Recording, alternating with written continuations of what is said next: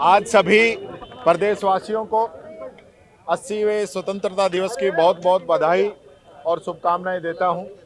ये दिन हमें हमारे स्वतंत्रता सेनानियों ने दिलाया। उनकी सोच थी देश आज़ाद होना चाहिए। कितने ही लोग जो है अनाम उत्सर्ग हो गए जिन्होंने इस देश की आज़ादी की लड़ाई लड़ी। आज हम 80वां स्वतंत्रता दिवस मना रहे हैं।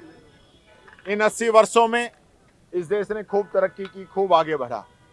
लेकिन पिछले 12 वर्षों से मैं ये कहना चाहूँगा, सरकार की मुख्य उपलब्धि वोट चोरी, ईवीएम से छेड़छाड़, संविधान से छेड़छाड़, संविधान को कमज़ोर करना, संवैधानिक जो संस्थाएं हैं उनका दुरुपयोग करना, ईडी, इनकम टैक्स, सीबीआई, इनको अपने पंजे में, अपनी गिरफ्त में रखना और विपक्षी नेताओं पे कार्रवाई करना, यही सरकार का मुख्य काम रह गया। और आपने देखा होगा पिछले 12 सालों की बात करें तो ये सरकार युवाओं के मुद्दों पे बात नहीं करती है, छात्रों के मुद्दे पे बात नहीं करती है, किसान के मुद्दे पे बात नहीं करती है, गरीब मजदूर के मुद्दे पे बात नहीं करती है। बात करती है जाति, धर्म और संप्रदाय के नाम पे अलग अलग इवेंट किए जाते हैं और देश की जनता को गुमराह करने का काम किया जाता है। आप देखिए, आज आज़ादी की 80वीं वर्षगांठ हम मना रहे हैं, लेकिन दूसरी तरफ कुछ जो विधायक, सांसद जो दूसरी पार्टियों से चुने जाते हैं, उनको डरा के, धमका के, साम दाम दंड भेद का प्रयोग करके उनको तोड़ लिया जाता है।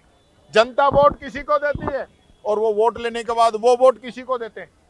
ये देश के अंदर चल क्या रहा है? लोकसभा और राज्यसभा के अंदर सरकारें जवाबदेही से बसती हैं। विपक्ष जो क्वेश्चन उठाता है उसका जवाब देने की बजाय गतिरोध जारी रखना ज़्यादा अच्छा समझते हैं। और आपने देखा होगा लोकसभा और राज्यसभा हंगामे के साथ निपट गई, किसी ने कोई जिम्मेदारी नहीं निभाई।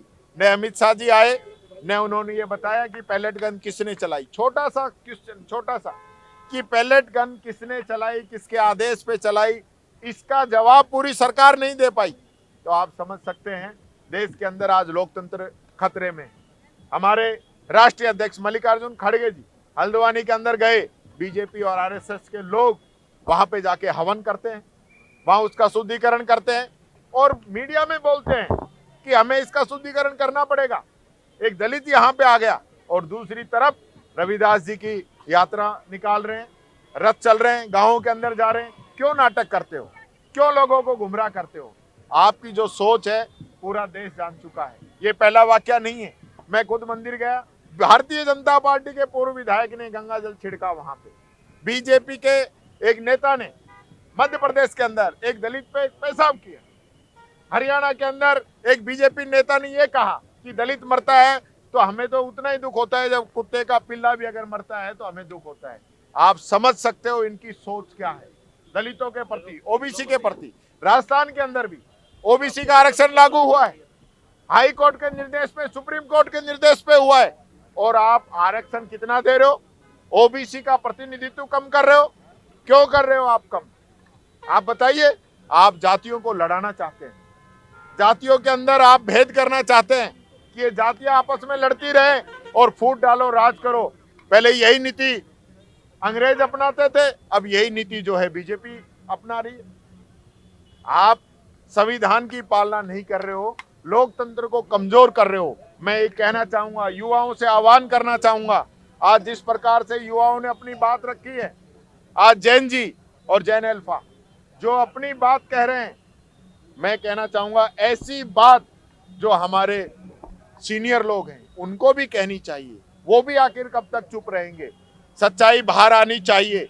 आज जो लोग संविधान को नहीं मान रहे हैं और सिर्फ जिनकी प्राथमिकता सत्ता ही प्राप्त करना है, जो सत्ता में ही रहना चाहते हैं, उनको सत्ता से उतारने की जरूरत है। ये निवेदन मैं करना चाहूंगा।